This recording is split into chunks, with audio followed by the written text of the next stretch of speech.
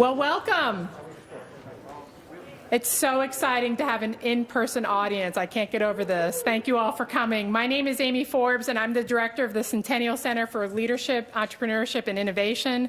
I want to warmly welcome all the faculty, staff, family, and so many friends, alums, and community members to the Todd Feldman Class of '89 and Family Pitch Contest. After a year away when the event was fully virtual, it is awesome to be back in Vandervoort. I'd like to kindly remind our audience to silence your cell phones. We do, however, encourage you to take pictures and tag us on Instagram at hws.centennialcenter. This is the 11th year of the pitch contest, and what we've learned is that our HWS students are more than up for this challenge. Their immersion in our liberal arts environment make them especially poised and ready for the assignment that is the pitch. Helping students develop their innovative ideas, write their early business plans, strategize to strengthen them, and then shift them into visual presentations has been an honor. We'd like to thank all the professors, staff members, and classmates here tonight. You have also played a part in shaping these ideas that the finalists will present tonight. The pitch is truly an HWS community effort. In its 11-year history, the pitch has had 222 participants, 45 alumni and parent judges, and 94 alumni and parent mentors. Additionally, each year, the selection committee consists of faculty, staff, alums, and local entrepreneurs. We're deeply indebted to all these individuals that make the contest possible. We're also delighted that we brought on a new sponsor last year. Todd Feldman, Class of '89, is an impressive entrepreneur, and his energy for student ideas matches the Centennial Center, so we couldn't be more excited to have him as our partner. He's watching at home on the West Coast tonight, and we want to sincerely thank him for all his time and contributions. Let's give Todd a hand.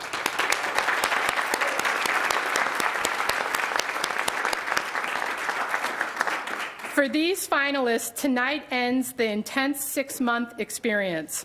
Preparing to present in front of an audience of this size and judges of this caliber is just a taste of what it's like to actually implement an idea. We are deeply proud of all of you. We are inspired by their passion for their ideas and would challenge everyone in the audience to courageously step forward with an idea for next year's pitch. So now let me introduce you to our judges. This evening, we are delighted to have James Atwater, parent from the class of 2019 and 2021, who is Managing Director in Investor Relations at the Marathon Family of Funds. Welcome, James. And we have Jim Cesary, class of '91, an entrepreneur and owner of Finger Lakes Good and Vinifera here in Geneva, New York. Jim? And next we have Adriana Doring, class of '84, a consultant in the financial services industry. Thank you for being here. And last we have Matthew Entice, class of '85, president and CEO of Buffalo Niagara Medical Campus. Matt, thanks for being here. Collectively, they are an extraordinary group with the necessary wisdom and expertise to help us select our winner. We're so grateful that you would be here. Before we begin, let me tell you how we got here tonight. This fall, we sent out a call for pitch proposals. We told students to describe their ideas for products and services and organizations. They could be nonprofit or for-profit. Our selection committee chose 8 semifinalists, and we matched each with a mentor from our alum and parent network. These mentors assisted students as they revised and strengthened their proposals, which they then resubmitted in January. After reviewing proposals for a second time, our selection committee decided on 4 finalists, and these finalists are with us now. They have withstood 2 rigorous rounds where a written proposal was emphasized. For the last month, they have been training in our pitch boot camp, where they must shift their proposal into a presentation. Tonight, with the help of our judges, we will select one winner who will be awarded $10,000 to take their idea to a reality. The audience should know that our judges are looking for 5 different criteria: presentation, innovativeness, viability, significance, and leadership. Each finalist will have 8 minutes of uninterrupted time to pitch their idea, and after each presentation, each judge will get 1 question. Once all 4 finalists have finished, our judges will be excused to deliberate, and our audience can enjoy desserts during a brief intermission. During our intermission, we'll have our 4th annual flash pitch competition, a favorite. Afterwards, we will announce the winner of the $10,000 pitch grant. Okay, we're ready now for our pitch presentations. Let's get Katie mic'd up. Whoops.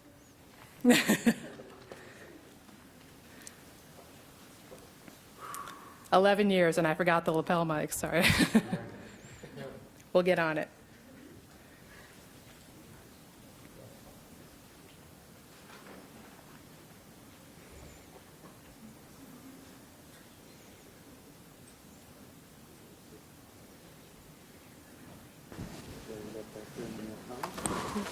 Okay, to start us off this evening, I'd like to invite to the stage our first finalist, Katie Ruggles. Katie is creator of Brand It and was mentored by JP Partilla, parent class of 2025. Won't you please welcome Katie to the stage?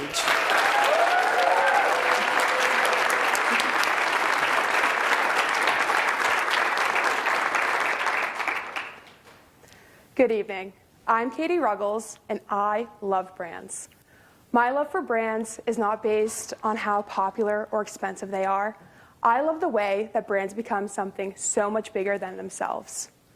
So I want you all to take a moment and think about what your favorite brand is and why. Think beyond the product or the service. What makes you choose to love this brand over its competitors every time? One of my favorite brands is Nike. Nike has created a brand that focuses on athletes, on real people, creating a strong emotional connection with their consumers. And as an athlete myself, this emotional connection has resonated with me. But Nike all started with a $35 logo and a waffle iron. What if your brand could resonate the same way with people as Nike does for me and many others? And it can with Brand It. Brand It is an automated marketing platform for small businesses in their beginning stages to help articulate their brand identity. Brand It addresses these 3 problems. As for budget, going to an outside marketing agency for brand work can cost up to $20,000. Building a brand takes time. And as small businesses continue to grow and develop in their beginning stages, it's important they have the time and flexibility to build a proper brand identity. And if businesses don't have the means to go to an outside agency, chances are they don't have any experience building their own brand. Brand It is affordable in comparison to brand agency work. It saves time, and users don't need any experience because the platform is guided and adaptable. I'm a firm believer that no one knows their brand better than the people behind it. They just need some help articulating it. In a recent study, it was found that businesses that brand consistently across all platforms can increase their revenue by up to 23%. This 23% revenue increase is a game changer for small, do-it-yourself businesses trying to begin strongly. So let me show you what Brand It can do. For this customer journey, let's say that I'm the founder of a company. I have absolutely no marketing, no branding, and no design background. Phase 1 includes the basics. I select Get Started on Brand It's site, begin to fill out who I am, what I do, and then begin to identify the basics around my own brand identity and what my company does. Next, phase 2, all about my visuals. I'll be able to select what colors I want, the fonts I want, and the typography and graphics I want. I'll even be able to upload my own graphics, such as logos or other visuals, if I have a strong, cohesive visual identity already in mind. This is going to help Brand It create my visual identity for me. And 3, my favorite part, now I have my complete brand portfolio. On the left-hand side, I'll be able to access my mission statement, values, font, graphics, and color. I'll also be able to see all of these parts in a downloadable ebook, and I can send this ebook to members of my team or to outside marketing services that need to understand my brand identity in order to create work within my brand identity. And the best part is, I can edit this anytime that I need to. So who's going to use Branded? NASDAQ projects that there will be 17 million new small businesses in 2022 in the US. Branded will target small businesses that are within their first 1 to 2 years of business, that have limited resources, and have limited time as they are constantly evolving and growing in their startup stages. I had the privilege to connect with Hannah Robbins, the Marketing and Communications Director at Rochester Downtown Development Corporation. Hannah works really closely with members of the commissary, as pictured here, which is a food business incubator. Members of the commissary work 9 to 5 jobs, and some of them have families to take care of on top of trying to start their own small businesses. What Hannah loved most about what Branded can do for small businesses is that it saves time, offers flexibility, and it makes branding easier. Branded can change the game of marketing for small businesses and small businesses that are a part of the commissary and help them thrive. So, what makes us different? There are no other brand portfolio services out there that assist in creating your brand identity and brand guide for you. These services and these competitors expect for you to already be educated in marketing or design and have a brand background. Branded doesn't expect that of you. Branded is going to be broken up into 2-tier plans, our starter and growth package. The starter package will focus on all things visual, while the growth package will allow for our users to take their brands one step further and have Branded create their mission statement, identity, and values for them. Users subscribed to our growth package will also have access to one-on-one brand consulting. Our starter package will break down to a cost of about $90 a month, while our growth package will break down to a cost of $150 a month. We want our users to have the time and flexibility to stay with us and grow their brand as they grow their business, so they'll be able to choose between 3 lengths of subscriptions: 6 month, a 1 year at 10% off, and then a 2 years at 30% off. So how do we make Branded reality? Year 1, we'll begin working with brand experts and software developers together in order to create our MVP, minimum viable product of Branded. We'll reach out to small businesses and partner with small business incubators to have them beta test Branded and provide valuable feedback. Year 2, we'll launch Branded. We'll hire a small team of brand consultants in order to work with our users of their growth plan, and we'll market via social media to small businesses and partner with small business incubators in order to get the word out about Branded. And by year 3, we'll begin to scale Branded. We'll launch website, social media, and marketing templates for add-on purchases that our users can use to make sure that their brand image is cohesive across all platforms they use. Year 1, we're really focusing on creating a quality product. But by year 3, we'll have 200 subscribers, and our average annual revenue per subscriber will begin to grow with add-on purchases, such as the brand templates. By year 4, we'll break even, and year 5, with a projected 1,200 subscribers, we'll have an operating income of $1.5 million. $10,000 is going to allow for us to partner with brand experts from the advertising and marketing industry to work in conjunction with software developers to launch our MVP of Branded.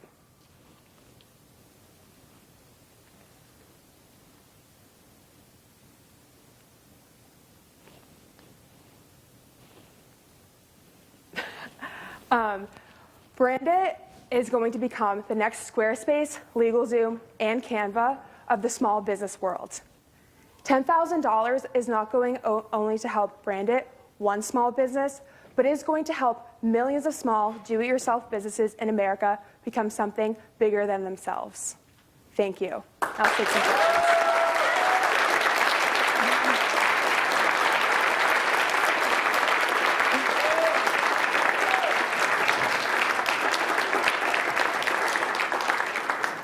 Catherine, great presentation. Thank you. Thank you for kicking this off in a great fashion. Thank you. The question I have is, you were talking about partnering with incubators. Yes. Are you thinking that you're going to have a revenue sharing opportunity with them, and they're going to be just help be part of your sales system, or are you just interacting with them? Yeah, I'd really like to partner with small business incubators And what I essentially would like to do, I'd love to be able to cut them essentially a package deal if they have multiple businesses. So for example, the commissary that I've been in contact with Hannah Robbins with, they have about 20 to 25 businesses that they work with. So I'd love to be able to work out some sort of deal with them, if that makes sense, so that they're able to get it at an even lower discount because they're helping me promote it. So, Great, thank you. yeah. Catherine, thanks again. Really appreciate it. Going to the subscription package. Yes. And I'm sort of thinking about it from two perspectives. One perspective, you mentioned 17 million small businesses. Obviously, you're going to target a certain number. But how do you think about whether the people choose 6 months, 1 year, 2 year, keeping them engaged after that so that, you know, you can develop other products and services to keep them on board? So that's question number one. But I guess also question number two is, how can you differentiate, or what do you differentiate 6 month versus 1 year versus 2 year? What are the people getting? Because ideally, you want to get them to sign up for the longer term. Yeah, I think it's going to be a need-by-need basis. So to answer your first question, in terms of the length of it, I think that I want to continue to receive feedback from my users. So in terms of building out additional products for them, I want to continue to listen to them and have what they need in order for them to stay on. So with that being said, the 6 month, 1 year, and 2 year is really going to be based kind of on their personal business plan and what they need to stick with us long term. If they find monetarily it's more beneficial for them to go with the 6 month versus the 2 year because they really need that package to get their branding going, then they can choose that. And that might be something that they get with the brand consulting. Then they can talk to them about how much they want to stay on for. So. Thank you very much. So one of the things you talked about or mentioned was guidance. Mm-hmm. I was hoping you could describe a little bit more what you mean by guidance. And what I'm getting at is it helping a potential business to understand how they're crafting their brand?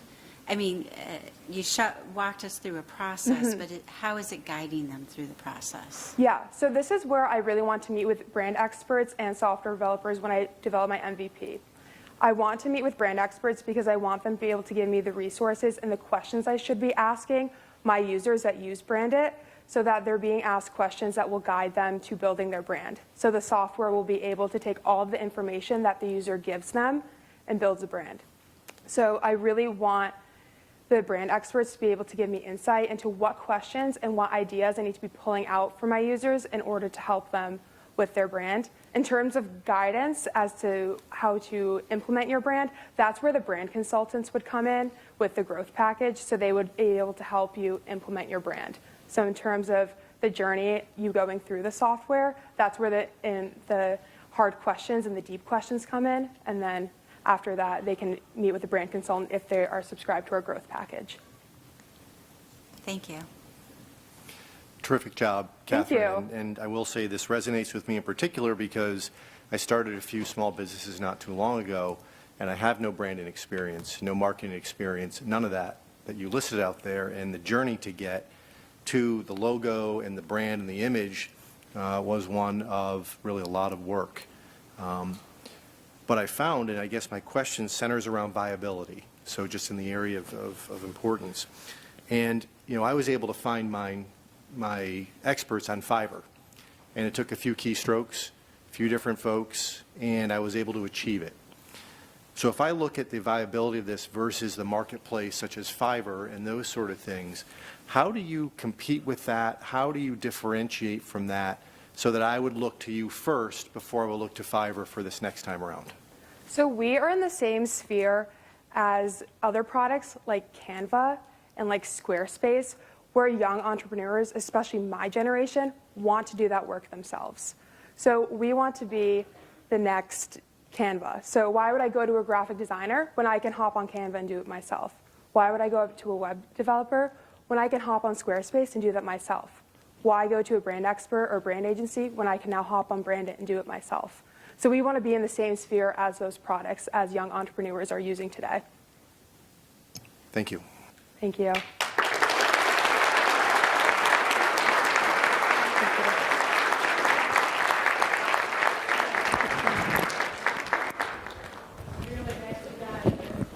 Really nicely done, Katie. Our next finalists are a team made of Will Klein, Mo Marchant, and Brendan Bennett, who is studying abroad in South Korea. They are creators of Fiberworks and were mentored by Maddie Mead, class of 2013. Won't you please welcome Will and Mo to the stage?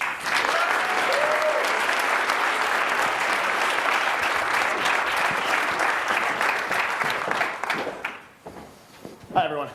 We're Fiberworks, and, well, we're terrified right now. We're not just scared about getting up here and pitching in front of you guys, although don't get me wrong, it's definitely part of it. No, we're scared because our planet is on fire. And as far as we can tell, very few people seem to actually care. In the Finger Lakes region alone, our lakes are polluted with over 1,000 individual microplastics every cubic mile. If we want our grandkids to get up on a stage like this and do what we get to do, then we have got to make a major change in the materials that we let go into our environment, right here, right now.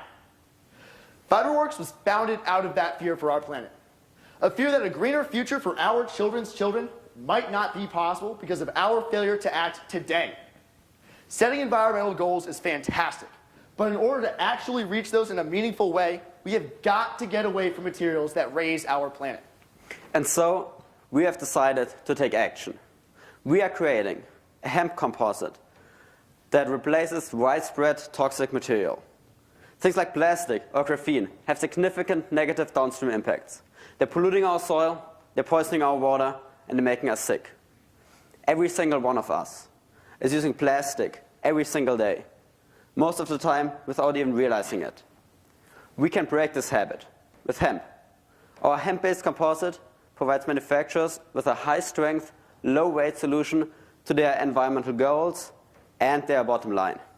Our unique hemp-based composite brings quality, affordability, and of course, sustainability to the table.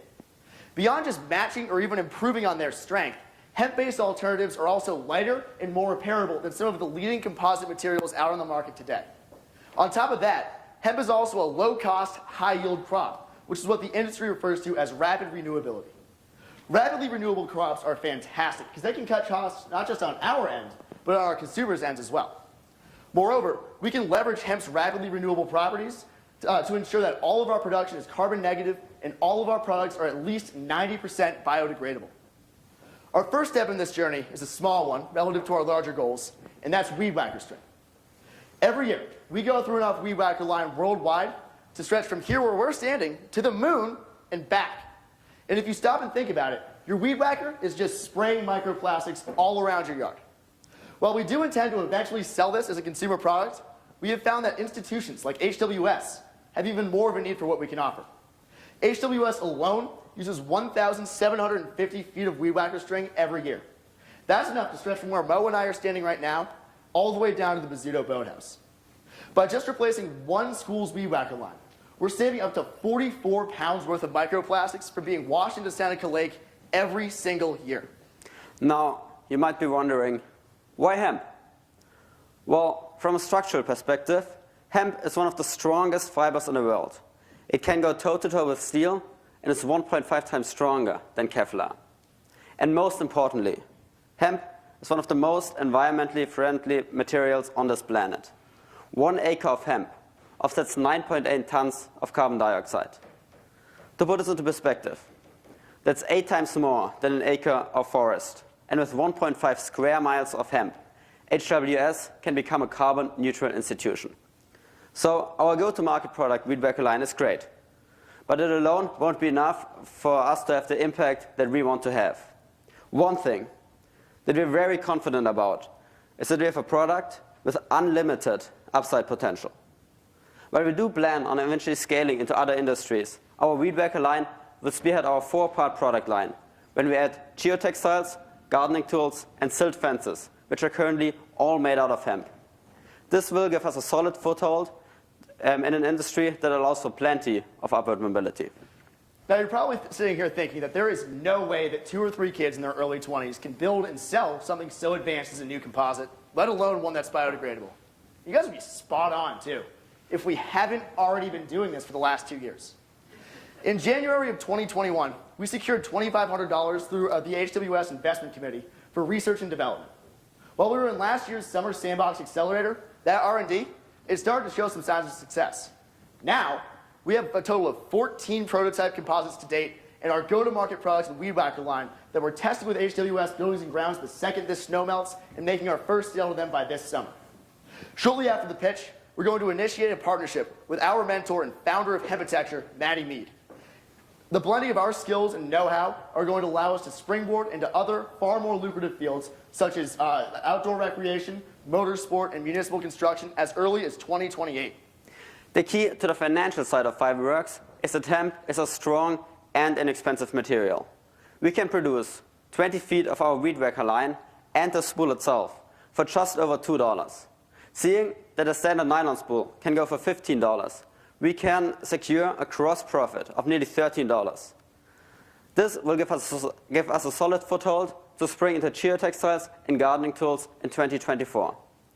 This shift will initially increase our operating expenses and decrease our profit. However, by entering a much larger market, this will expand our revenue and raise Fiberworks to the next level. In order for us to even start this year one, though, we are going to need some capital to get us off the ground. The vast majority of our proceeds from this competition are going to be put towards beginning to scale up our production to the point where we can reliably manufacture and sell these hemp spools and strings. Before we can do that, though, we're going to need to file for provisional patents on all of our technologies, file trademarks to lock down our brand, and get some internet clout with a website. After that, we're going to buy an extruder, which is a blending and pressing machine, and raw hemp fibers that we need to make our spools and strings. We know that any investor putting $10,000 into any startup based on the idea alone is not only dumb, but unheard of. So why don't we just go ahead and take you through exactly who this $10,000 will be going to. Our three-man business leadership team consists of co-founder and environmental studies major Will Klein, economic and political science major Brenton Bennett, who's studying abroad in South Korea right now, and me, Mo Marchat, majoring in economics and Chinese. As Fiberworks is a company that deals with a physical product, business management is only part of the battle. This is where our co-founder and CTO, Joe Curcio, comes in. With a litany of business experience and an engineering degree from MIT, Joe provides us with guidance and wisdom whenever we need it and is head of our product development. 10 years ago, Maddie Mead walked across this stage with a fantastic idea and lost because the hemp market just wasn't there yet. And at the time, the judges made the right call. It wasn't there yet. But things have changed drastically. In 2013, when Maddie gave his pitch, the hemp market was valued at under $108 million.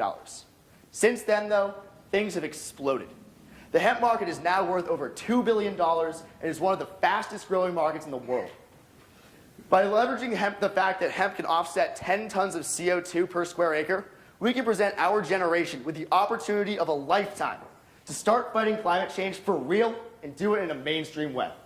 So in this light, $10,000 to Fiberworks does two things. It lets some HWS hemp guys finally avenge Maddie Mead's loss, but way more importantly than that, $10,000 to Fiberworks will allow us to catch this hemp wave and ride it to a cleaner, more sustainable future where our children's children can thrive. Thank you.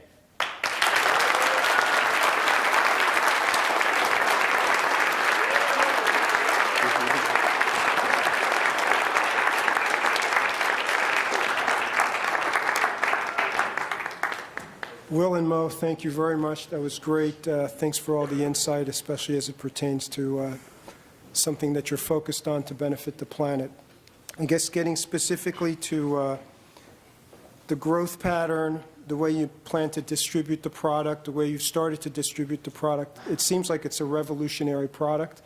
And so given that, arguably, you could go to a much larger user base. So I'm just using an example, someone like a Home Depot or Lowe's, speak to that revolutionary product. They would finance your production, give you advanced orders, et cetera. Have you thought about that? Sort of give us your perspective. Yeah, James, that's a really good question. We have actually thought about that. We really want to start small because we want to make sure that we're mastering all of our manufacturing processes first. That's actually why we want to purchase this extruder, so we can really put this together the right way first. We do intend to actually begin to go to these larger distributors eventually, But until then, we want to make sure that we can perfect our product on a smaller scale, but still be able to extend our financial runway to continue doing this. Thank you very much. Similar vein, when you think about your product here, you can apply it in a lot of different places. Why did you focus on Weed Whacker, the string, as the starting place? Yeah, so we actually, when we first founded this, we were looking to go into the outdoor recreation market directly. And we found that not only was that not really financially feasible, we just didn't have the engineering chops, even with Joe in our corner, to be able to just do that in a way that would make money and make sense initially. But we still wanted to make sure that we had a very big impact on our product. And so that's why we pivoted to something like Weed Whacker line, because it's not really something that any of us think about, but it's a very major issue. It's a big contributor to our microplastic crisis right now. Thank you. You guys mentioned that you had IP on this, and one of the things as manufacturing these products, all these different types of uses that you're talking about, have you ever thought about, you seem to be hemp experts and your team has really been thinking about this, have you thought about just being on the design side because you own and control the IP and just take that to the people that will actually make the garden tool or all the different things? Yeah, that's actually exactly what our 10, 15, 20-year plan is. In the long term, we do plan on starting to kind of license out our IP as we're blazing new sustainable trails in the future. But right now, again, we want to make sure that we have the perfect product first, not just one that we can roll out fast. So that's why we're starting small. That's why we're trying to just focus on one small thing, and then we can roll it out on a larger scale. So I'm a little bit, well, in the vein of James and Andriana a little bit here, I'm trying to grasp how you're going to bring this to market with the plan. I love the idea, I love the approach. You might even have your first customer over here for Brand It as well. But I'm trying to understand the math to make this work. So you want to start, and you brought up college campus as an example, in 1750 feet that Hobart William Smith would need. So when I was sort of doing the math there, right, you're talking about 87.5 spools, and at $5, that's $437.50 you'd pull in from Hobart William Smith. Mm-hmm. That's a lot of campuses to hit to achieve the numbers you're talking about here. How do you sell it? Well, yeah, so I can take that. We're selling directly to these institutions personally. We've reached out to the head of B&G here. We're starting to also reach out to the leaders of state and national parks as well. We want to start by just forming a very close sales relationship with all these purchasers, and then from there, our whole mantra is incremental growth. So we want to start here and then very slowly but very smartly ripple out until we've reached the entire world. I guess if you don't mind the follow-up, I guess where I was struggling was with how many people it take to sell to all these campuses, right? And then how much are you paying them? I'm just trying to see how you would sell it if it's you guys doing it, and if you can even do that on your own, and if you need to hire help, how do you do that? How do you afford all that stuff? Because I didn't see it in the figures here. Right, yeah, so that's a very good question. I don't actually have a fully straight answer for you, but what I can tell you is, as far as our first employees go, we want to build out a very robust, very diverse team of just general skill sets. So Joe is a very talented engineer, and we're planning on building out a very talented engineering team. But before we do that, we want to make sure that we're able to actually, obviously, move these. So our first hire is most likely going to be a very talented salesperson. Okay, thanks.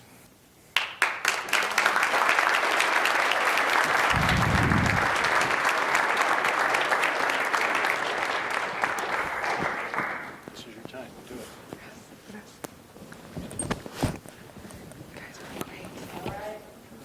Great job, you two. Our third finalists are also a team made up of Naima Salah and Malak Fadu Allah. They are creators of Boutte and were mentored by Bill Glab, class of 06. Won't you please welcome Naima and Malak?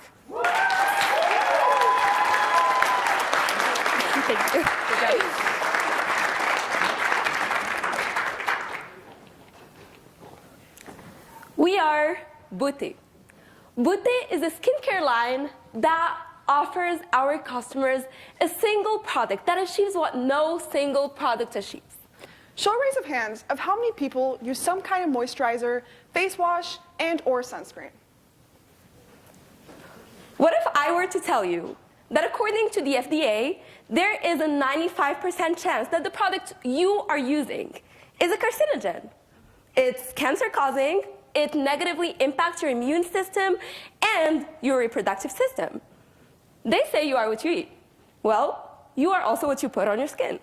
The ingredients have been known to be linked to breast cancer and harm both male and female reproductive systems. Product doesn't just sit on our skin, then magically disappear. Most of what you put on your skin is actually absorbed into your body and can directly affect in a harmful way your skin and through the absorption of the toxins into your bloodstream.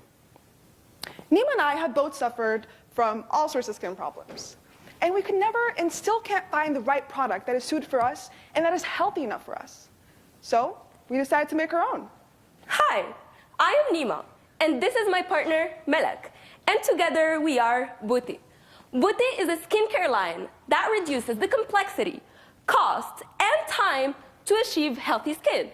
We are creating the ultimate solution to our problem, and most likely to your problem, by delivering the necessary cleansing, hydration, and moisture our skin needs, all the while providing sun protection and using natural and healthy ingredients. Millions of people are currently suffering from all sorts of skin problems. Leading brands are enticing this idea that more is better. However, when it comes to our skin, we only need 3 fundamental formulations to keep our skin well-nourished and healthy. That is cleansing, moisturizing, and SPF. Propagandistic marketing tells us we need a bundle of different products, while in reality, we only need this. Carbon emissions, water pollution, marine life endangerment, deforestation, smog, air pollution. These are only a few of the under-researched but detrimental impacts of the booming cosmetic and skincare industry. Leading brands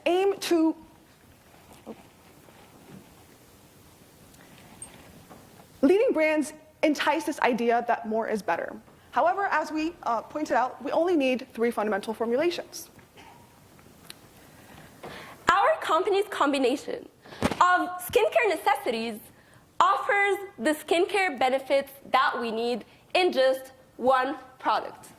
It delivers a product that is natural enough to eat. You don't have to eat it, but you could. Our packaging is 100% recyclable in violet maroon glass bottles with ingredients preserved with edible preservatives, and they're preserved with edible preservatives, and they're also good for your health. Our combination aims at reducing time spent on skincare. Our ingredients aren't chemical cocktails cooked up in a research lab with ingredients you've never heard of. They're made out of real plants, healthy essential oils, and extracts that occur in nature.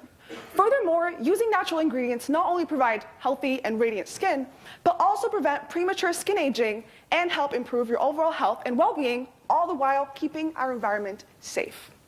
One aspect that you might find quite perplexing about the combination we are proposing is how can a single product deliver the necessary cleansing, hydration, and moisture our skin needs, all the way providing sun protection? Well, the science backs us up here. You might be asking, why isn't or why hasn't anyone come up with this idea yet? Well, the answer is quite simple here. No skincare manufacturer wants to. The skincare industry gains by producing more. But we hope by now we have clearly pointed out that we want the exact opposite. Our product aims at providing a product that will build and maintain the best skin potential for you. We are targeting a customer segment that needs what we propose. Our product is gender neutral, and our customers are 18 to 28-year-olds who are concerned and thoughtful about their environmental footprint and what they put on their bodies. They have some disposable income, and they are desperately looking for a product that suits their needs. They either have a 10-step routine that they hate because it's too complicated, not effective enough, and it's too costly, or they don't even have a skincare routine because, well, they lack the time to research it. The skincare market is a $155 billion market. And our customers that Melek just described is what we are focusing on, which leaves us with a $4.4 billion market. Now, you might be thinking, this is a super crowded, competitive market. But here is how we are different. We are building a brand. We're not only developing a product. Our company will devise 3 separate products suited for each skin type: oily skin, dry skin, and combination skin. Meaning that each one of you would only need 1 product. We are estimating our unit cost to be $11.5, and we will be following 3 modes of distribution: direct, e-commerce, and Sephora, as well as other retail stores. Now, Booty is a cost-effective choice. Instead of spending $20 per product on 10 products every month, summing up to $200, you would only spend $45 once a month. And that's it. Now, the skincare industry is immensely competitive, but we come into this industry prepared, different, and ready to revolutionize it. With very few authentic natural skincare brands in the market, we stand out. Our edible component not only portrays the authenticity of our company, but also redefines what skincare should be: a formula with ingredients we know and trust.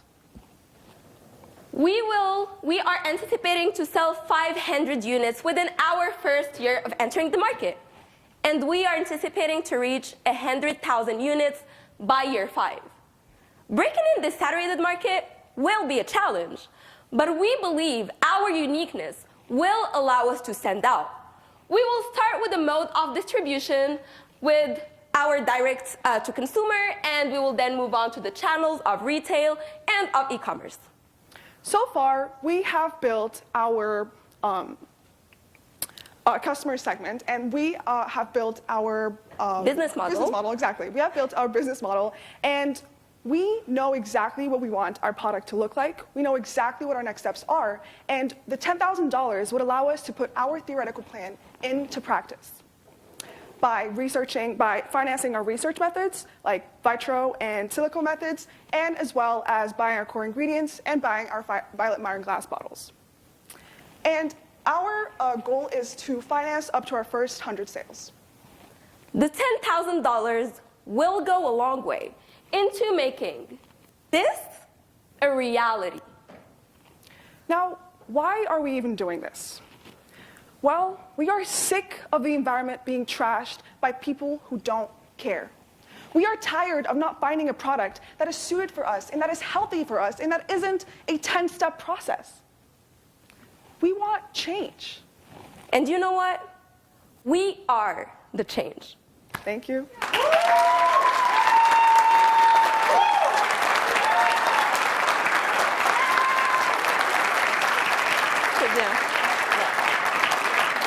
Thanks for saving me. Thanks for saving me there. Great presentation. Thank you. Thank you. So, as a woman, a little older than 28, I do look for skincare products. And as you hinted, there's a myriad of choices. What is your marketing plan to get the message out, how you're different, and attract potential customers? So the reason why we are not targeting people over 28 is because we don't want to promise our customers something that will not be able to achieve. So we are preventing problems here, not solving them. And we don't want to take a customer segment that maybe already has those problems. The product is still accessible, and the way we want to market it is by going through, so we're going through a testing phase.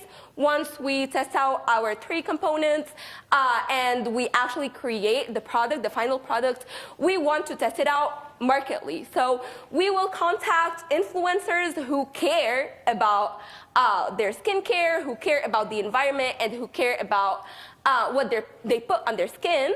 And we will get them to test it for 3 months. After this period of time, we will adjust from their feedback, and we will put it on the market, and then we'll start selling our products. Thank you. Yeah. So I have a 17-year-old son, and I look at that bottle, and can you show me how to use that? Because I can tell you my son would probably use that all in one, and that would be really expensive to have in my house. So, this is not our final product. We worked on this in a lab, and we came up with this formula, which is a moisturizer. It's edible. Melek ate it. We don't have the two other components yet, which is the face wash and the edible, the SPF aspect. So you would just like put a little bit on your skin and wash it off. So it would have to stay on your skin for at least 30 seconds since the SPF needs that period of time to actually activate and work. A lot of people tend to think that for SPF you have to put it on your skin and that's how it protects you from the sun. You can wash it off. It still protects you. Great presentation. Love your enthusiasm. Obviously very passionate about the topic. Just trying to understand, I was going through the numbers, and in comparison to the other businesses, your operating expenses seem, pretty high. Can you kind of walk us through why they're so high, how you think about it? What are the components of that? So we could be using ingredients that are cheap. We're not doing this, and that's what makes us different from the rest of the market. The way we are going about our financials is, so we are estimating our unit cost to be $11.5, including the packaging. Our packaging is a huge portion of it. It represents $8 per product because it's Myron glass packaging. So we're not using any plastic, we're not using anything bad for the environment. And on this, we are also anticipating to give the option to our customers to send us back their packaging for a refill, which would which would reduce the price of the products by $8. So if you are a customer who buys this every month, you wouldn't have to pay $45 every month. You would pay less because you're returning your packaging. We are also, we anticipated a part of our cost for the retail stores, so we have to pay 40% Sephora and other retail stores for them to list our product. For e-commerce, that would be a cost of 20%. So we have to consider all of this, and we also need more research. We need testing. We are not using animal testing. Melek maybe can develop on the testing part because that's like a very big aspect of our project. But that's the reason why our cost is very high. Thank you very much. Hope that was. Appreciate your enthusiasm and your presentation. It was terrific. Two questions. The first is really around, and I was trying to understand this, and by the way, I got very nervous here because I use one of the products you show. So I'm going to go home and throw that out instantly. That's our whole purpose of this presentation. But, okay. But in terms of looking at this all-in-one sort of thing, it seems, and help me understand this, right? I want to wash my face. I just need to wash my face. I wash it. I'm going out in the sun. I want to apply SPF. I'm going to do that. But if I don't go in the sun, I don't need it. I'm not going to apply it. If I need to moisturize, I'll moisturize. I don't need to wash my face necessarily. In other words, how often do you need an all-in-one to use throughout the day if you're out and about all day doing a bunch of different things? Why did you think of that as opposed to that bigger line? I get it from the cost, but who might be more interested in that? How often would they use it? Sort of thing is the first question. And the second is, are you going to offer scents or flavors? So to address your first question, the 3-in-1, although we don't like using the 3-in-1, I guess, connotation, but basically the whole purpose of this product is this one combination is it aims at reducing the time spent on skincare. A lot of people tend to buy all these, as we displayed on our PowerPoint, they tend to buy 10 different products that they actually don't really need because it's based on propagandistic marketing. And so your second question was? Oh, about flavors, because you can eat it. Could you offer it in flavors? So the whole idea of this edible component is we're using plant-derived ingredients, plant-derived preservatives, plant-derived ingredients like glycerin, which sure, have flavor, but in our product, they wouldn't have a flavor because we'd be extracting the benefits, the beneficial aspects of them. I was only kidding, but appreciate that answer. But can I ask you- answered your question. And begging the indulgence of the fellow judges and the audience here, but why wouldn't you just offer it as a bar as opposed to a liquid and get rid of the $8 in cost? Because when you use the bar on your skin, you are putting it in contact to your skin. So like all of the bad things that are on your skin get on the bar, and then it's like a cycle. And also, so on your first question, you said that you only moisturize your skin when you feel the need to. That's very bad. It's like it's like drinking water only when you're thirsty. We don't do this. So you would like use it twice in the morning and at night, and it would just like do everything for you without you needing to use like separate products. Like, oh, I wash my skin because I need to wash it, then I moisturize because I feel the need to, and I put SPF because I'm in contact to the sun, which SPF has to be used even in Geneva's weather. So you have to use SPF all the time.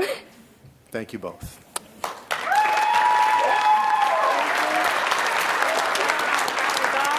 Well done.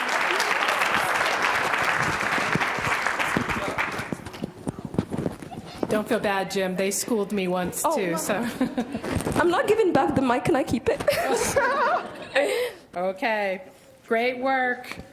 Our last finalist is another team made up of Strand Canungo, Reese Wilson, and Jack Maloney.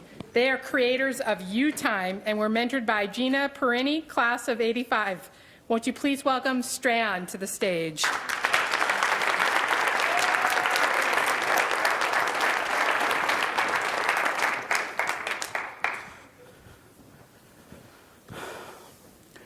So I was on the phone with my mother, reassuring her that her son is doing well in college, when I get this email. It says that I'm placed in academic probation. My heart drops.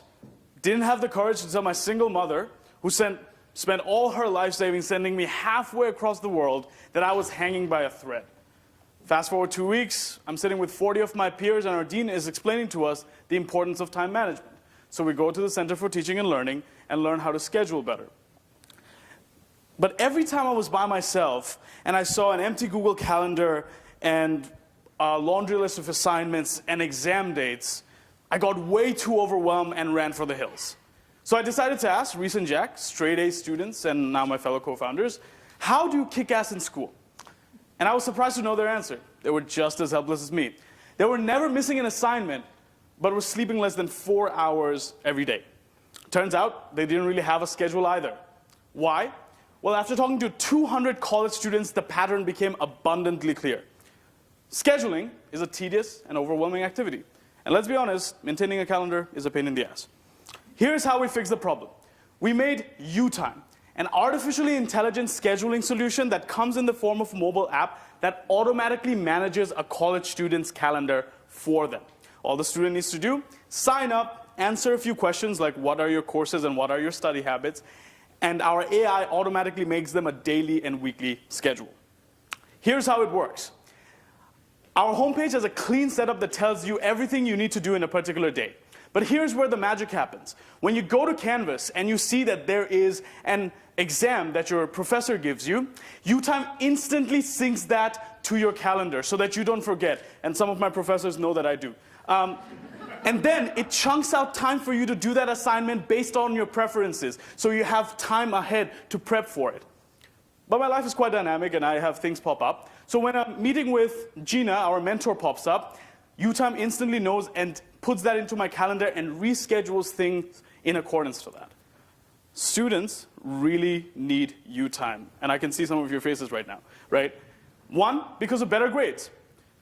HWS professors say that the difference between a B and a C is usually a few more extra exam points and a few more assignments handed in. So what U-Time does is, using its syncing feature, makes sure that you don't forget about your assignments, and using the chunking feature, make sure that you start prepping for your exams days, if not weeks in advance. Second, better mental and physical health. American College Health Association states that 63% of college students in 2018 reported overwhelming feelings of anxiety and stress. It's a daunting statistic. What UTime does is it makes sure it chunks out time for sleep and meals so that students can maintain a healthy lifestyle, and it makes sure that you have an academic plan scheduled out in your week, which means that you feel a reduced anxiety and stress. But third, more free time. We all want this. But studies also show that you need to spend ample amount of time away from work to be more productive when you come back. So UTime chunks out time for students to do their favorite hobbies, just relaxing and socializing, maintaining that important work-life balance. What UTime does is it incentivizes students to make incremental improvements every day to their time management, which overall compounds into a more fulfilling college experience. So here's our customer demographic. Our early adopters are first-year students. When transitioning from high school to college, college is a different animal. You need a new scheduling system. But second, students on academic probation who are required by the school to get scheduling help. Based on these customer demographics, here are a few important market numbers. Our total market is worth $469 million, taking into account all college students in America. Our obtainable market is worth $24 million, taking into account 20% of students who are found to be in academic probation. That's a statistic by the National Bureau of Education, plus 30% of first-year students admitted annually. So you're probably wondering right now, there's so many scheduling apps out there. What's wrong with Google Calendar? They have terrific colors. But here's how we place ourselves into the market. One, we're not a calendar. We're an app that automatically manages your calendar. But two, Greenfield Online study shows that 87% of college students say that they don't feel like they have the right technology to manage their time. What this market statistic shows is students currently feel like they're not being accommodated for. So what UTime does is we place ourselves in the market in the right axis between effortless and student-friendly. We're effortless because compared to the available calendars and task managers, we require little to no input in terms of maintaining the calendar. Our AI does all of that. But we're also student-friendly. We're an app made for students, by students, as opposed to a generalized solution that it's for everyone. We have a two-step user adoption model to make sure that our base grows. First, school referrals, where we'll go to Center for Teaching and Learning and give them our app to refer to students who come to them for help. But second, student outreach, where we'll hire campus ambassadors in each school who will reach out to first years when they come in and tell them how UTime is an important tool for their success. So we're a subscription-based business model. We charge $299 a month, so we charge less than coffee, guys. So, and the reason why we think this is the best price, because we found through our market research and customer discovery that the sweet spot for student-targeted pricing is less than $5, taking into account Spotify at $4.99 and Amazon Prime at $6.50.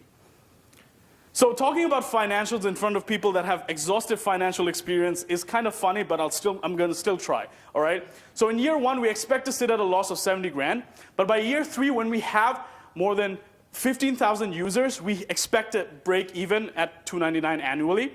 And by year five, when we have 100,000 plus annual subscribers using our adoption model, we expect to have a net profit of $1.5 million. Here's why we need the funding from the pitch to get there. We want to launch the pilot version of UTime here on HWS's campus fall of 2022, which means next semester people can start using our app and give us valuable feedback and it can impact lives. So in order to do that, we need more engineering power. Because trust me, Jack can build this himself, but it'll take him more than 6 months, and we want to cut that development phase to 3 months, which means that right after summer, next semester, we have the app. And we also want to keep $2,000 for marketing purposes so that we can hire the campus ambassadors in our neighboring colleges so that we can get the word out there quickly next semester. So here's the important bits of the timeline. In August 2022, we want to have the pilot launch here at HWS's campus. On January 2023, we want to do customer feedback iterations and make our app better. And in August of 2023, we want to launch UTime Beta, which will be given to over 200 college students here in upstate New York. We have a packed team. Jack is a coding magician. Reese is a design whiz. Our mentors, Gina, Charlie, and Ed, have all built and advised successful million-dollar software startups around. So I still remember the day I finally broke the news to my mother that I was in academic probation. It was actually March 3rd of 2020. So it was a tough conversation, but what I want to do is make sure no one has to go through that experience again. And that's really the mission of U-Time. So I hope you join us in our journey. Thank you so much. And now I'd like to bring up my two co-founders to help me answer Q&A. Thank you.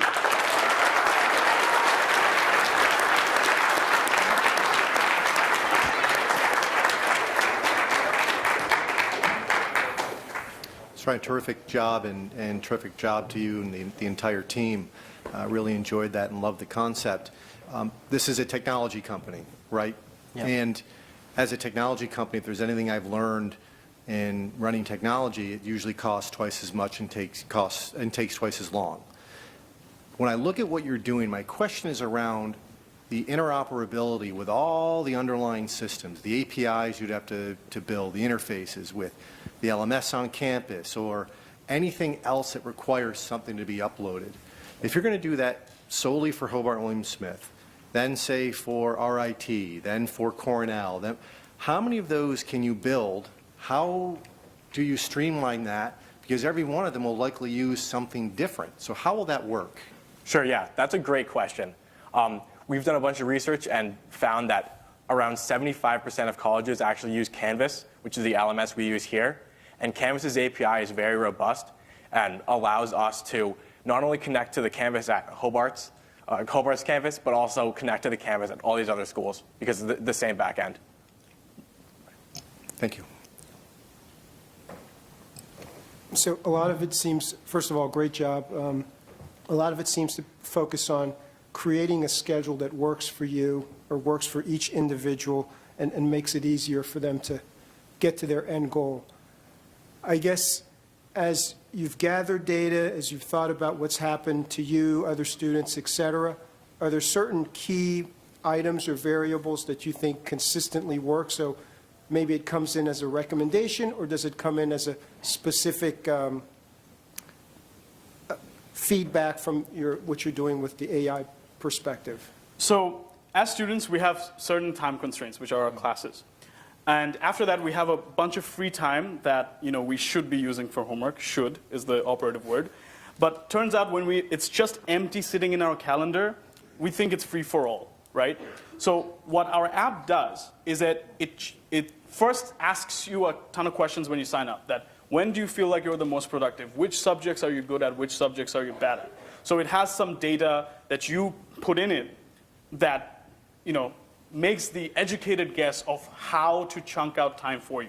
But then let's say, it knows that Monday after lunch, I like to take naps, so if you give me an econ homework, I won't do it. So when I put in that I have not done my econ homework, that feedback is taken by the app, and it makes sure to never put that there anymore, so puts it in the next best time, right? So it's this constant form of machine learning that is utilizing our free time and figuring out what's the most efficient allocation of tasks for us. So that's how the AI works. Thank you very much. Right. So I'm thinking about information getting downloaded into the app in terms of classes and what is assignments, tests, etc. But there are many things beyond that I assume the calendar needs to take into account. For example, if I'm working or I'm part of a team and I have to train or practice actual games or meets, Right. how does that get factored in other than someone is putting it? I don't understand how it balances it out. Right. So, for example, I'm a part of the debate team, so I have debate sessions like 3 times a week. So when I'm entering the app, I put in that apart from my classes, these are my other, so if you're an athlete, you have practices, you put that in. And the next step is that after your assignments, which are, education is your top priority, the rest of the free time, the app knows to put in for, let's say, okay, do debate or, socialize. So our sign-up process ensures that we take enough information about you that it knows that, okay, after assignment is allocated, if there's spare time available, what does Shreyan like to do? So Shreyan either likes to debate or cook and things like that. So those activities are the one that is slotted in to those remaining free time. So that's how we take that into account. Okay, so it's not a feed, you're entering in the information, right? Only when I'm signing up. But Okay. after I sign up, I don't need to do anything. And that party that's coming up next week, I have to enter it in? So that party, I have to see whether it coincides with my free time. So if it does coincide with my free time, I go with it. If not, I have to make that decision that do I want to, skip my work and go to the party or not. Okay, thank you. Yeah. I hope it prevents you from going to the party. Some of my professors would love that. Great presentation. Your mom should be proud. You did a great job there. I was one of those students that was always on the edge of academic probation, so I understand where you're coming from with this. But now that I'm out of school and I'm in the real world, I could actually see this as being something that I might want to utilize. Do you guys have a long-term thought process that this will be more than just college?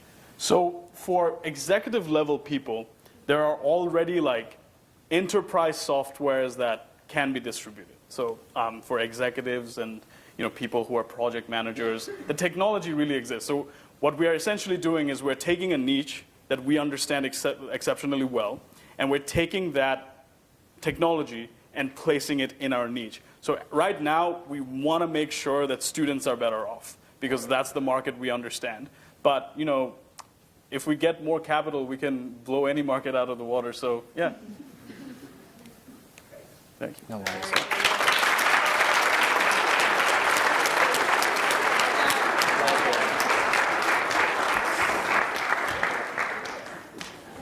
Okay, that was fantastic. So that concludes all of our pitch presentations. Could we please give a big hand to all of our finalists for their wonderful work?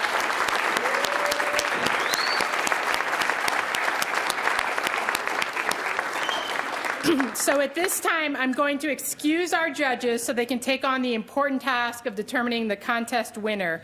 Judges will be following me to a place downstairs. The audience can enjoy a dessert reception outside. We will return in 10 minutes for the 4th annual flash pitch competition where the audience will get to vote on the winner. Afterwards, we will announce the $10,000 pitch grant.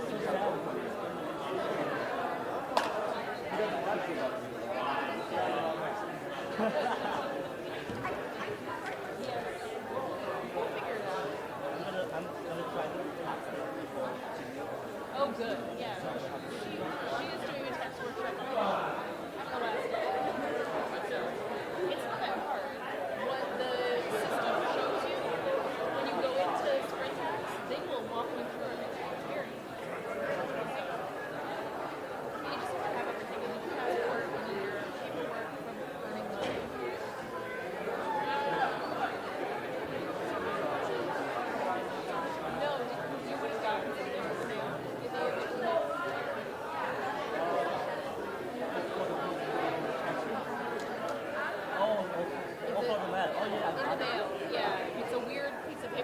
That was very impressive. And then you'll get something this way. I would say, I think you're on the list. Well, I've been working privately. I think they're closest to being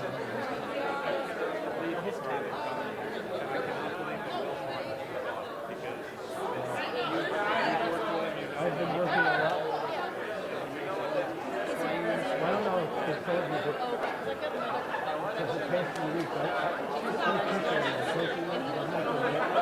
and Maddie's the right guy.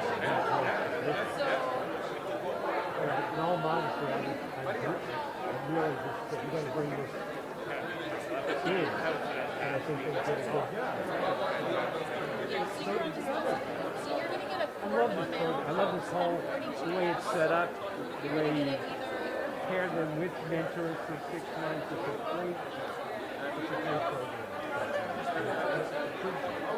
Like I said, I would say this, well, you're already winning. Just to be a finalist or something like that.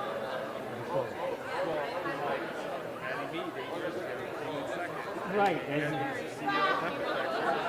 Forbes 30 list, whatever, right? Exactly. Right. Very impressive.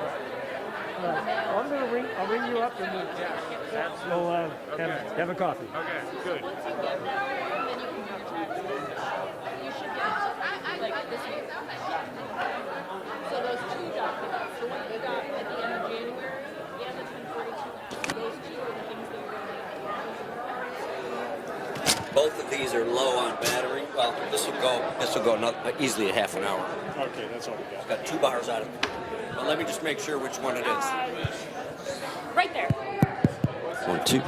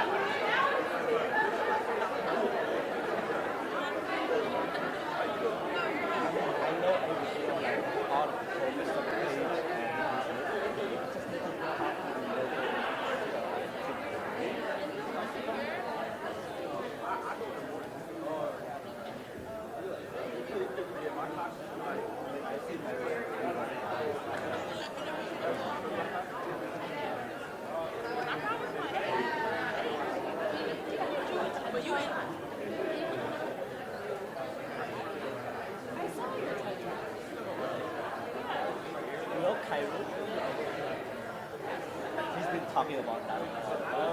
You saw that? Yeah, talk about my TED talk. I posted on my LinkedIn. I think I always check my LinkedIn. He's insane with LinkedIn. Oh my god. He has a what? You! We were just talking about you and your LinkedIn. Yeah, how are you? I'm good. Sit here. How are you? Yeah, it's nice to see you. Yeah. Things are going okay? This week was hard for me to maintain the stuff, and I was mentally and physically involved. Oh, jeez. I'm sorry.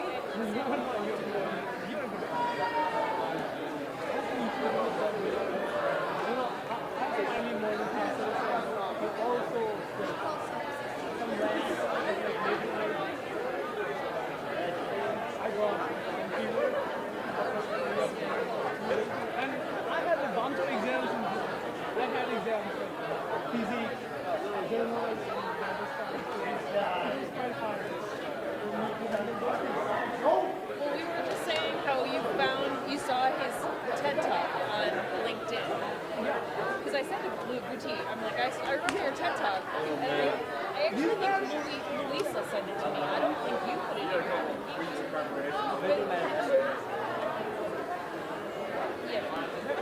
don't be offended. Oh, it was in your resume. You're totally right. Before you even tried it.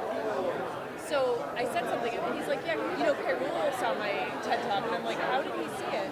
LinkedIn. And that's when I was like, he's crazy on LinkedIn. How many people are you connected to? I have connected with Yeah, but that's not impressive. Like, what's your number? 1,200? No, it's more than that. I can't remember. Could be 6,000. I said 4,000 and 6,000.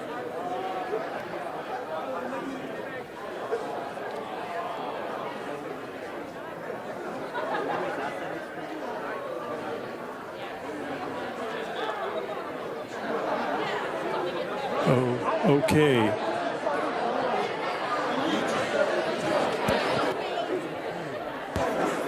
Thank you. Okay, if we can begin to take our seats for the flash pitch, please. Homework and stuff. I'm not even unable to continue my stuff in the national marshal. I don't know how I manage. It's quite hard for me to Okay. do the German and the writing classes. I'm not belonging in the writing thing. It's kind of like hard to continue. Like it's taking so much time every day. 8 to 10 hours for making the assignment homework. It's quite hard. Find some time. Get on my phone. Okay, let me just test this microphone for them. Can you hear me? Oh, yeah. Well, let's just use this. Okay, welcome to the flash pitch. But first, before we get going on that, we just saw 4 phenomenal pitches. Can everyone just please give a big hand to these 4 teams one more time?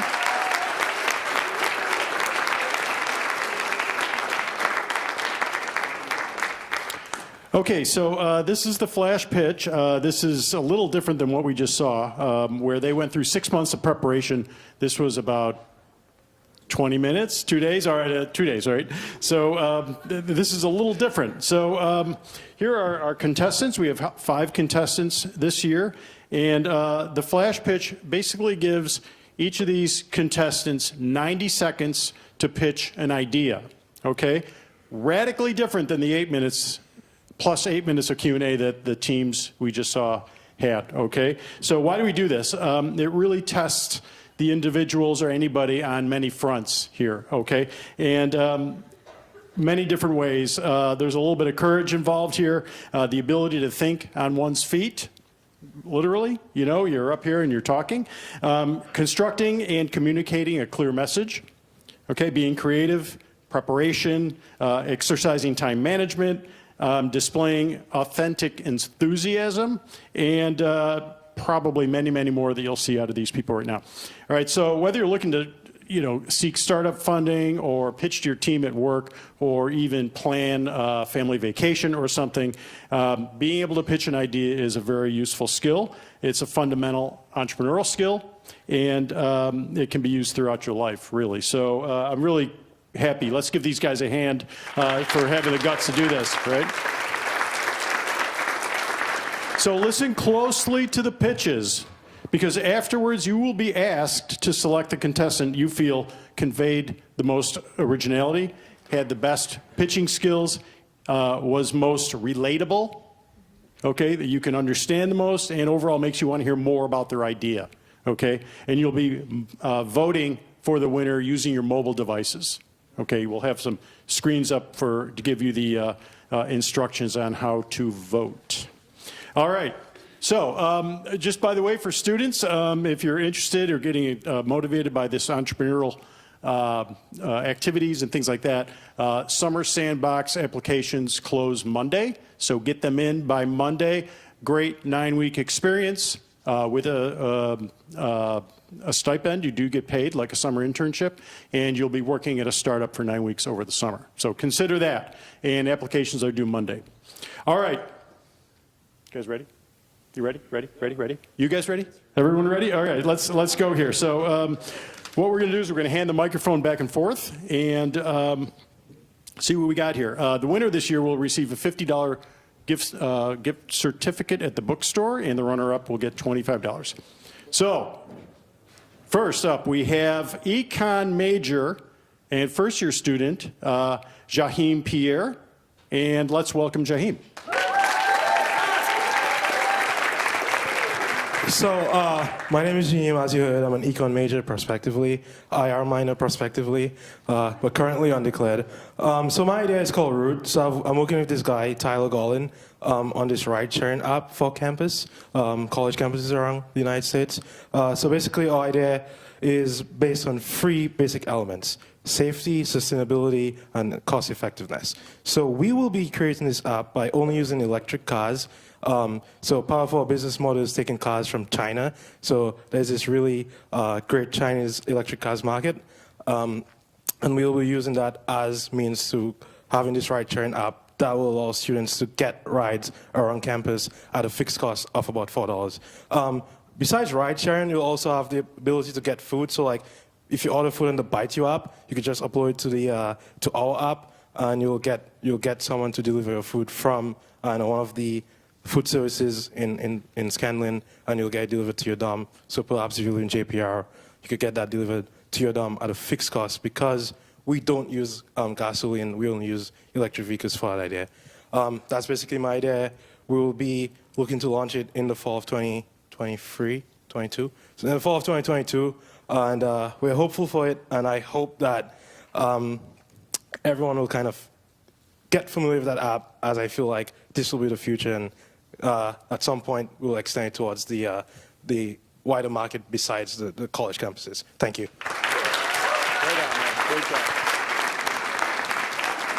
All right. The bar has been set pretty high there. Good job, Jahim. Way to go. Our next pitch comes from psych major and junior William Drake, and let's hear it from William. Thank you.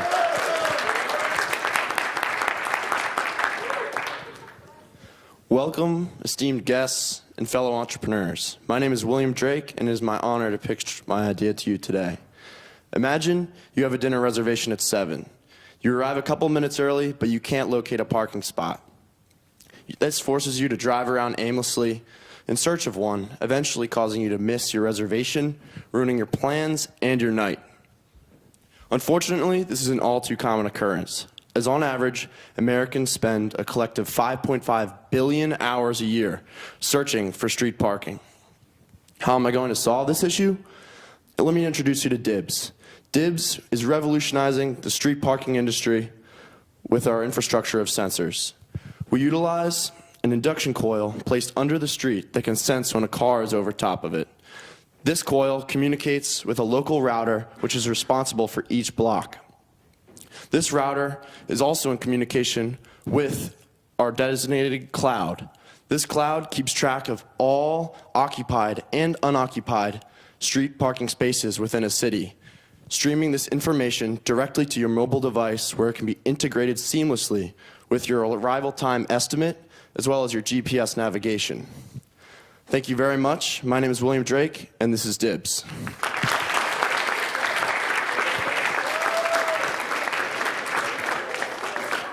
Wow. Everyone comes out of COVID and they're all on fire. You know, it's just amazing. All right, our third contestant, which has got a funny story to it because I roped him in Saga, just while standing next to him in line, is architecture major and senior Cross Bianchi, and he's going to tell us about his idea. Cross? All right, so like you said, I got roped in last minute, so bear with me, please. Like you said, my name's Crocefiso Bianchi. I'm an architecture major here, and back home, I'm a heavy equipment operator for my family's demolition company. As many of you may or may not be aware, most of the machinery used on these sites run off of diesel fuel. And there's obviously many issues that arise from this, primarily emissions and then increase in fuel prices now as we see, and potential fuel shortages in the future. Now, how can we solve this issue? My idea is hemp-based biofuel. This could be the solution. Now, an interesting fact about the hemp plant is that it is twice as effective as trees and other crops at capturing atmospheric carbon, meaning it can produce sustainable materials, cleaner fuel, and help tackle issues on carbon dioxide pollution by storing it in the ground. In fact, hemp absorbs between 4.5 to 7 tons of CO2 per hectare, compared to trees, which only capture between 1 and 3 tons per hectare. And they also take much longer to mature. This could be a revolutionary idea that will not only produce local fuel and minimize the import of higher emission fuels from other countries, along with creating new jobs. The issue right now isn't exactly having places to plant the hemp, but rather the refineries that process these seeds from the hemp plants to create renewable fuel. Thank you. Good job, man. I still feel a little guilty for roping him in like that, but not that guilty. Right. Okay, our last two contestants here. Next one we have is psychology major and a third-year exchange student, Ethan Lyons. Please welcome Ethan. By the way, here's another request here. Ethan requested from me to freeform this, so he did not prepare anything. So let's give it a go here. Thank you. Okay, I trust everyone's doing well this evening, and we've just had some amazing pitches, so I hope to follow up in an interesting pitch. Unfortunately, the healthcare economy here it's a services-based product. So you pay for goods and services just like you would an Uber driver or any other taxi, right? So the problem that people have these days is, how do I find a good therapist, right? There's so many different therapists available. When you Google when you go on Google, there's so many different therapists available. So I'm proposing to create an application or a website in which people can post their professional credentials, and then people can sign up and they can view all these different professionals in a range of mental health professions, and using this website that they can pick the mileage and the distance that they want to take the services within, and then they can use that service. So, sorry, I'm rambling a bit here. My point is, I would like a mental health service website where people can look, review, and work out what mental health professionals that they want that's within their budget. That's all the pitch is. Very simple. Thank you very much. Way to go. All right, that's he gets a lot of credit in my book for winging that one. Okay, so we have one more to go here. Lastly, we have psych major and junior Lucas Amaral. Is that close enough? Yeah, and he's going to talk to us here. So let's hear from Lucas. Hello, everyone. I'm Lucas Amaral, co-founder of GradTech Solutions, and today I'm going to be speaking to you about my bedside cup holder that my friend and I made. And this bedside cup holder offers a more convenient dorming experience. So my friend Jake Rogers, former rugby player here at Hobart and entrepreneur, he came up with this idea because he saw 3 inconveniences in the dorm room, and he said, I don't want to deal with all 3 of these inconveniences all separate. We can do them all together. It just makes sense. And I was like, absolutely. All right. So, so basically, he put this together, and here are the 3 inconveniences that we face every day. So college students, they spend 20 seconds or more every night, some people, waking up and walking over to their desk and looking around in the dark, or walking over to their cabinet and grabbing their water, sipping it, and going back to sleep. Sometimes they can't fall back to sleep. That is not fun. Sometimes they hit their foot on the bed frame, not a good time. Second inconvenience. So we have 8 a.m.s here, right? And student athletes have 6 a.m.s. It's hard to wake up. Their phone is like right here on their dresser, right down there. And you can't hear it like that. And when you're exhausted staying up all night, you're not going to hear it. Third inconvenience is, raise your hands if you've ever been locked out of your room. Sweet. Nice. I'm sorry, but okay, we got a solution. So our bedside cup holder slides onto the bed frame, and you'll just be laying down, you look over, oh, water in the middle of the night, bang, done, back to sleep. Or you could be like, oh, I'm going to put my alarm right here, not under my pillow, because that's dangerous. It gets really hot. And you can hear it right near your ear. And also, last but not least, your keys, right? You know where they are at all times, where they're supposed to be. And you're not searching around, running to your classes. And it has many more things that you can do with it. Thank you. All right, Lucas. Wow. All right. That was, all of those were really great. Okay, so for the sake of time, quick, give him one big hand, all right? There's a lot of cuts here. All right, it's time to vote. Please take out your mobile device, and the number is down there at the bottom. Text 1, 2, 3, 4, or 5 to that number below to cast your vote. Okay? It's as simple as that. Text to that number. The numbers 1, 2, 3, or 5. Okay, so let's do that. We have 3 minutes. Okay?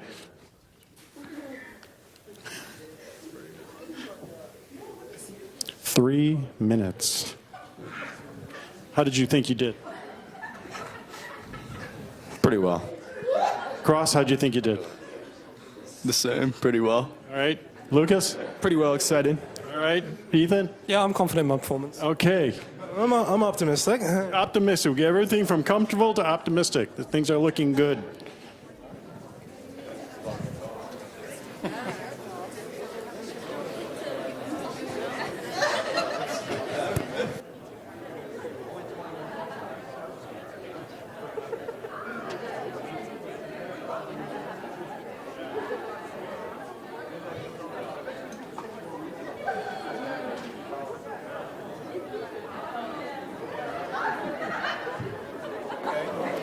Okay, anyone having trouble voting?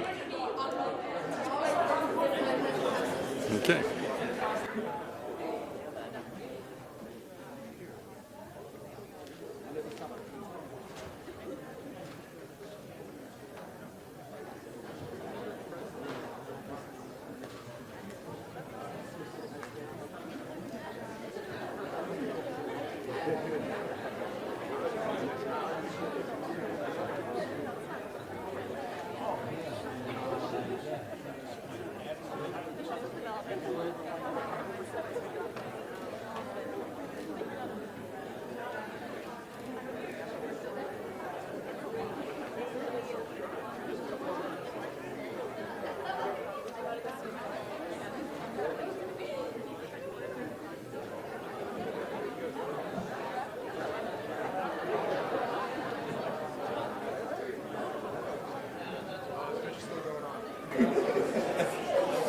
The supercomputer is working, you guys. There's a huge computer in the back room crunching the numbers and calculating the votes.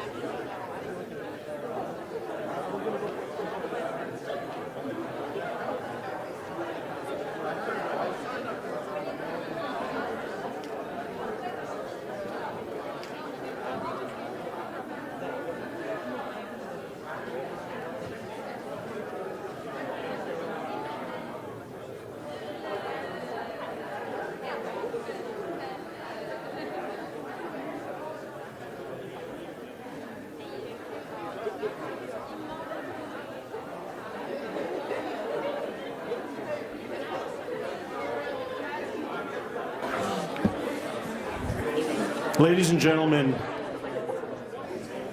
the information is in.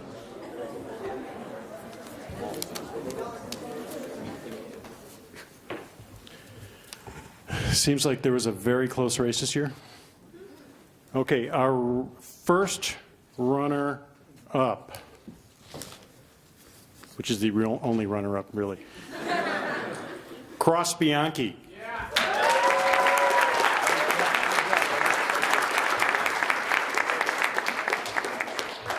I can't really believe this one, though. The winner today, it's a little hard to believe, but our winner today is William Drake.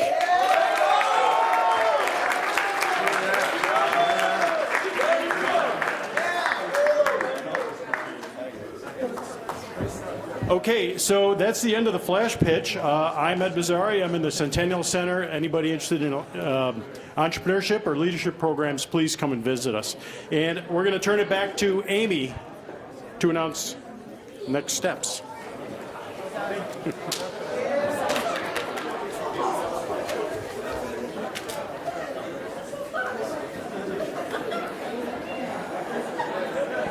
All right. I can't think of anyone better to do that than Ed, really. Let's give Ed Cesary a big hand.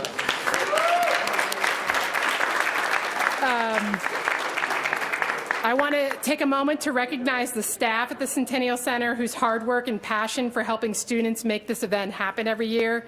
Ed and Molly, thank you for all your wonderful work.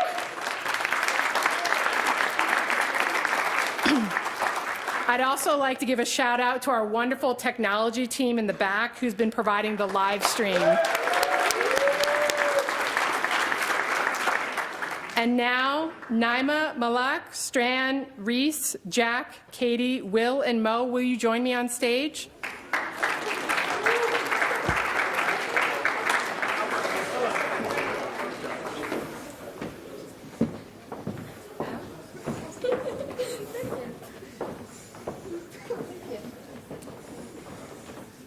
In recognition of your participation in the final round of the Todd Feldman Class of '89 and Family Pitch Contest, the Centennial Center would like to reward your wonderful work over the last 6 months, and we want to support your continued development. These certificates represent $500. Congratulations on your work to date. We hope this contest only enhances your desire to pursue your ideas.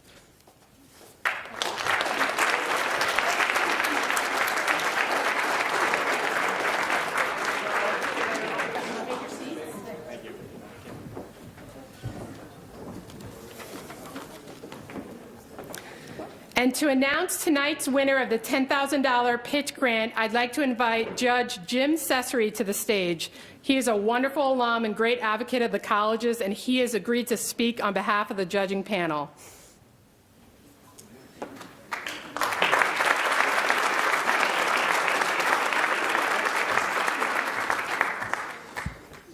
First of all, thank you, Amy. She's thanked everyone tonight, but recognizing Amy for all the work you've done.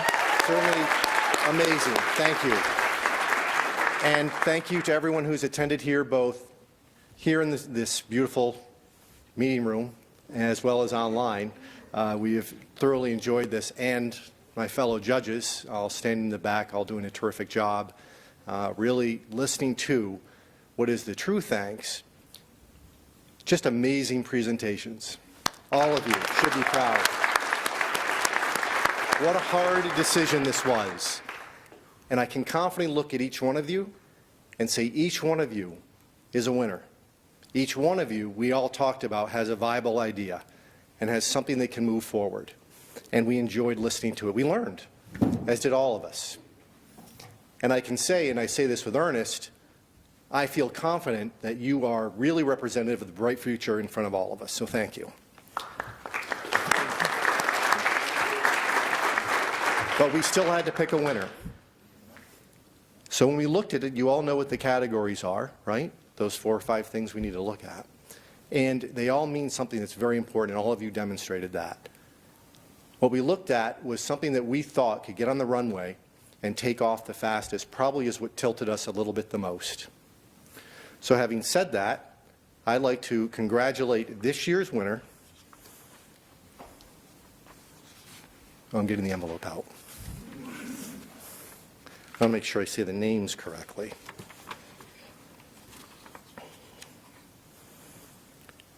We want to congratulate Will and Brendan and Fiberworks.